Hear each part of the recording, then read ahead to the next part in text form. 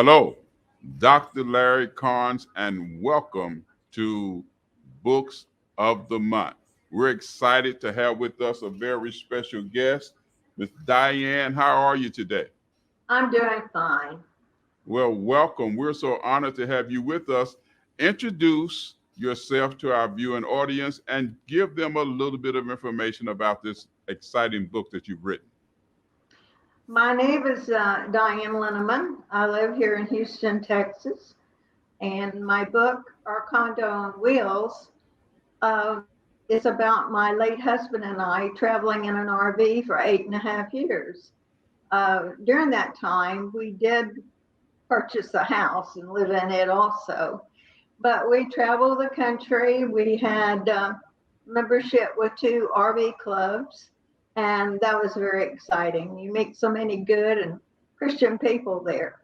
And we shared a lot of our life as they shared theirs also. Uh, we traveled the upper states for 6 months, and that's what the book is about.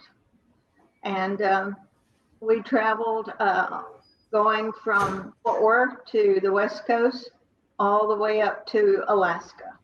We did enter Alaska several times before we went on to Canada. Yes. Alaska is a beautiful state. The thing about Alaska is you only have four highways: one, two, three, four. Very simple.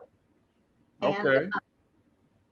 so Alaska is a beautiful country. And wherever you travel only from the end of May to the middle part of September.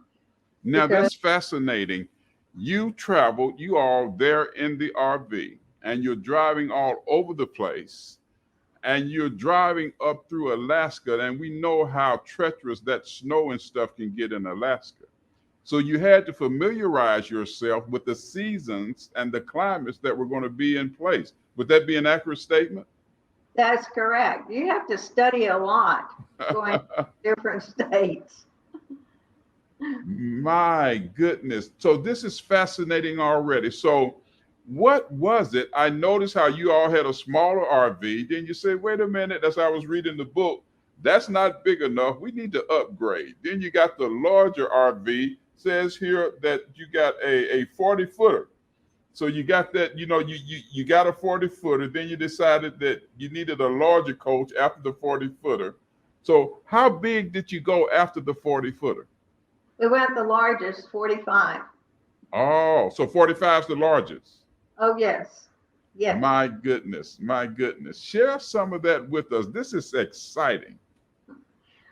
Well, we were in Alaska, and as you're driving down the highway, you may see a mother bear or her cubs, and you want to stop and take pictures, but they tell you do not do that. Okay. And you'll see mooses crossing the highway, and you have to stop and let them go across the highway. Um, you go to different places and meet so many nice people that are in the RV parks. And we always tried to stay in a very nice RV park and meet different people. And they're from all over the country. And they're very nice and very sweet people. Now that's interesting. So during the travel and over the years, you're actually becoming a part of a community, and you get some close knit relationships doing that during your travels. And I hear you said it time and time again that you met some very nice and some very Christian people. So how long have you had a relationship that's been established based upon you traveling and meeting these different people? I have kept up with a lot of the people, especially through Christmas time. We Yes. send cards out to each person. And when we have an illness or a sickness in our group, we let each one know. And when my husband passed away in October, I got so many cards from all over. I'm sure that was very uplifting for you, and of course, you know, we wish you your strength and peace and comfort. But I'm sure that was so uplifting for you to get that encouragement and that support from that community. It was very nice because even though you're not in the club anymore, they're out there traveling. Yes, yes, absolutely, absolutely. So tell me, what were some of the most memorable events that you can share with us? Of course, we want people to get the book, but share with us some of those very memorable events that you experienced while you and your husband were traveling all over. My husband and I, we never argued at all, but we had come back into the States from Canada, and we were in Hershey, Pennsylvania. And I was reading the map for him because there were about 3 or 4 different activities there that weekend. And I was reading from one of those city maps. And if you read from a city map, you have to turn it upside down. I didn't. And we ran into the end of a street. So we had to unhitch the car and we had to turn that 45-foot motor coach around in the street. Yes. So when we got through, he was very upset and he was hollering at me and I started crying and I cried all the rest of the day and that night. And next morning he said, "Are you better?" I said, "No, I'm gonna pack my clothes and go home." He said, So no, you can't do that. now that is quite interesting because that was something outside of the normal because you didn't turn the map upside down and read it. That's right. Right. But that was the only argument we ever had in our 20 years together. My goodness. And so that is fascinating. You talk about traveling through Canada, you talk about Alaska. What were the most challenging places that you traveled to? Was it the weather in Canada and Alaska as you traveled around the country? No, because like I said, you travel only at the end of May and about half of September. They're working on the roads. Oh, And our car looked like a demolition piece of metal when we got back into the States. really? We had to have our windshield replaced. We had to have both mirrors replaced. We had dings all over the front hood because we went in areas that they were repairing. Yes, yes, yes. And then, of course, traveling with your RV, you want to have an automobile so that you can get out and go through the different cities and different places where you don't have to carry the RV. That's fascinating. I've always been thrilled by RVs when I see people, you know, traveling and doing those things because all of the luxuries and comforts of a home are actually in those things. It's fascinating what they provide, the amenities that they provide in today's RVs. So did your children or any children have that same passion? No, they haven't. They always go by car or plane. They said that was too much trouble. So what would you like to share? You know, people are listening, they're going to be fascinated by it. I'm sure some people are probably thinking about it. Wow, let's go, you know, even if they could rent an RV and take a months-long vacation or something. What would be some of your advice to people who are considering that? If you travel in an RV, just be sure that you take care of the maintenance of an RV. My brother-in-law and sister, they traveled in an RV too, and we met them in several places there in Canada. Okay. But anyway, he was talking to some other RV people, and they told him that it was a good thing to put sand in your wheels, your tires. So he thought, well, you know, I'll research it. Well, he didn't research it, and he did it, and he run all his cars, and he had to have everyone replaced on his RV. So you don't always take advice, things like that. To put sand in your tires. Yes, yes. What, my goodness, what was that supposed to accomplish?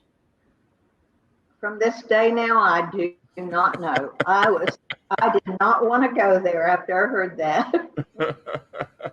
Lesson learned, but lesson learned the hard way, right? Yes, very much. Wow, wow, wow. That is so exciting, so powerful. So now take the time to share with our viewing audience some things that you would like to share with them, and then give them some contact information if you'd like to give them, website, email, anything like that. And of course, by all means, let them know how they can get their hands on this exciting book. I'm fascinated as I read through it. Well, my book is on Amazon. It's on Barnes and Noble. It's in MAD. Uh, the Amazon has rated me very highly on my book, and I'm very appreciative of that. My website is Dianne Lenamon, our condo on wheels. Let's see. Every time I talk to someone new, I always come around to my book, and they're very excited about it just to know that I've written a book. Yeah. And I have written several books. I just have not had them published yet. But there's time still. So when you join a group, we had a group of RV people that was called Country Coach RVers. And that was the name of our coach. And we had 2 outings a year, and we always got together for at least from like Wednesday evening till Sunday morning. And everyone that we were with, no matter what meal we were at or with, we always had our blessing. And Yeah. I thought that was a wonderful, wonderful thing. You just don't find that kind of people out there. That's an interesting story, how people come from all walks of life, from different parts of the country. I'm hearing that you all had the same type of RVs. So Yes. yeah. So that's interesting. So you had something in common there. And then out of that, you established this community and this oneness, this covenant with each other, where you even have some lasting relationships that are still alive today. That's right. Thing about it is, we were in Big Bend one time, and we were having a gathering there, and something went wrong with the water system. And my husband was out there on the outside looking at it, and before you knew it, there were 12 guys there wanting to help. Wow, that is so fascinating. Listen, we thank you so much for coming on and sharing your powerful story with us. Here it is, our condo on wheels. Dianne, we thank you so much for being our guest here on Books of the Month, and you have a great, great, great, great day. Thank you, and thank you for having me. You're so welcome. Dr. Larry Carnes, don't forget to join us again for Books of the Month. Life can be full of risks. One thing you shouldn't take a risk with ever is your family's health insurance. If you're self-employed or you now need affordable health insurance, you need to make this free call right now and see how the Health Insurance Helpline can help you get it. We specialize in helping the self-employed and people just like you that need affordable health insurance to get it. We have short and long-term health insurance plans, and some even cover dental, vision, and prescription drugs. Don't take a risk with your family's health insurance. It's not worth it. If you're self-employed or now need affordable health insurance, call right now and learn for free how to get it. Listen, affordable health insurance plans for everyone just like you are a free phone call away. So give us a shout right now. Call 877-482-0159. That's 877-482-0159. 877-482-0159. Hello, Dr. Larry Carnes, and welcome to Books of the Month. We're so excited that you will join us this month, and we're going to have a powerful time. Listen, we have a special guest with us. Asa is going to be sharing this powerful book, What a Life. So, Asa, hello, how are you today? Just fine, Doctor, and you? I'm doing well, doing well. Welcome to Books of the Month. Listen, tell our audience a little bit about yourself and introduce them to this powerful book. Well, I'm a retired gentleman who didn't start my authorship until I retired in 2012. And this book is a result of a gift given to me by my daughter-in-law, who gave me what looked like a candy jar with strips of paper in it. Each strip had a question or a comment, and you would write whatever came to mind in response to each strip of paper. And by the time you got to the bottom of the jar, you'd written your life story, and it turned out to be that way. That's powerful. I noticed something here. Here's a question that's asked. You ask, what are your values? What do you fantasize about doing or being? Speak to us about that. Well, my values is we are members of the Church of Jesus Christ of Latter-day Saints, and we're steady churchgoers, and we follow the principles of that religion. And I believe in the good golden word, I guess, treat others as you would treat yourself. And my goal in life is to leave a lasting memory from my books for both my posterity and for those who read and enjoy them. Yes, powerful. Now, you talk about visits that you've had from loved ones from the other side of the veil. I found that quite interesting. Unpack that for us. What do you mean when you say that? Well, probably the most significant one is my younger sister had her husband pass away at an early age. He was 49. And he died on the operating table in California. At the time, I lived in Oklahoma. And I was awakened out of a sound sleep.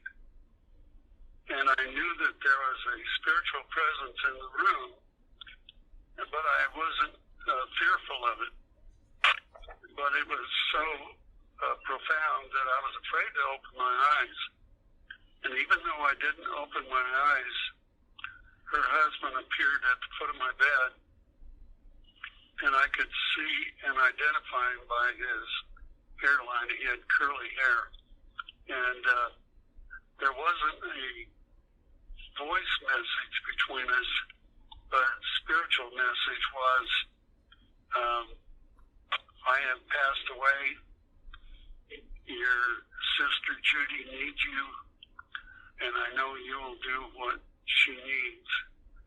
And that was the end of the conversation spiritually, and then I didn't share that with anybody, and I just meditated on it until I got a phone call from my dad the following evening to inform me that Jim had passed away, and that confirmed what I had experienced. And I just said to my dad, I know, and he didn't catch up onto that, but I shared that with Judy later. That's powerful. And you said that you saw Jim's spirit at the end of the bed, but I thought it quite interesting when you say here, you saw his hairline. So you saw the hairline on the spirit that was at the end of your bed, but you talked about a peace that you had. It wasn't startling. It wasn't fearful when you had this experience. Exactly. That's amazing. That's amazing. Now, you also mentioned about your aunt and how your aunt being 86 years old when she passed away, but you heard a knock at your door 2 times. You went to the door, didn't see anybody. Tell us about that. Yeah, that was another profound experience. My mother's aunt, my great aunt, was kind of my surrogate grandparent because my grandparents had passed away by that time, and we were very close. And I was prepared to go to bed one night, and I heard somebody knocking on the front door very loudly, and I went to the door, opened the door, and there was no one there. And so I went back to our bedroom, and I told my wife, that nobody had appeared. And then right after I told her that, the door knocked again. Wow. So I went to the door, and this time I went outside to see if there was anybody outside. And the spirit told me that my Aunt Rhoda had passed away. And I went back inside and told my wife, we have to go to Aunt Rhoda's. And she looked at me kind of strange, and I said, she's passed away. And so we got in the car and we drove. It's about a 20-minute drive to where she lived from where we did. And when we got there, the coroner's car was driving up. That is, that's to have those experiences and those visitations that I'm hearing you, because you're describing visitations and things that have taken place. Now, you were also sharing in the book about your son's health challenges and some powerful things that have taken place dealing with your son's health challenges. And then you also talked about an airline situation that was taking place with a ticket. Talk to us about the health challenges, and then give us some insight when you talk about this airline situation. I thought that was quite fascinating. Okay. Well, the incident with my son was probably the most profound spiritual experience I've ever had. My youngest son was born with cystic fibrosis, and if you know anything about that, you know it's a very debilitating disease, and one at the time that young children barely made it through their 20s before they passed away. Yes. Anyway, we had moved from California to Virginia, and we had a 2-story home, and my young son, Stephen, had an infection breakout. Now, in those days, penicillin was only good for so many applications throughout a 12-month period of time. Okay. He had already exceeded that, and his breathing was so labored that his bedroom on the second floor, we could hear him breathing from the first floor. And I didn't know what I was going to do. And my wife went up to check on him, and he told my wife, his mother, if Dad will give me a blessing, I'll be okay. Wow. And she came down and told me that. And, wow, such pressure. Anyway, as I went up the stairs, I was praying with each step to know what to do and to say. And when I stepped into the room, the Spirit took over. I knew that this was a profound experience. I was like the third party in the room. My mind. And when I put my hands on his head, the blessing, the words weren't mine. The Holy Ghost gave me the words to say. It was my voice, but they weren't my words. And it was like I was just a third party witness. And the amazing thing is, he never had another infection, and he should be in medical history because he recovered completely from cystic fibrosis. Today he's 54 years old and a father of 2. That's a miracle, isn't it? It is. You talk about a creative miracle taking place. That is so powerful. A creative miracle that took place. Now, you said something that resonates. You said you were in the room, but it wasn't you speaking, that the Spirit took over. I'm reminded, the scripture says there that it's not ye who speaks, but it's the Spirit that speaks through you. And you actually had an opportunity to experience this, where the Spirit spoke through you. Although you were physically in the room, it was the Spirit speaking through you. That's so powerful. Yeah, I get tears in my eyes when I tell this story today. Yes. I'm sure. I mean, my God, my goodness, you're talking about your son and the creative miracle that God worked, and it's supernatural. And you're a living witness to that. Listen, we have, take about 60 seconds here. Take 60 seconds and share with our audience, if there's a website, if there's an email, and ways that they can get a hold of this powerful book, because it is so powerful and so fascinating. And I'm sure that those who are watching the broadcast and those who will read the book will be inspired to know that miracles are still occurring and miracles still happen. Come on, share with our audience. About 60 seconds.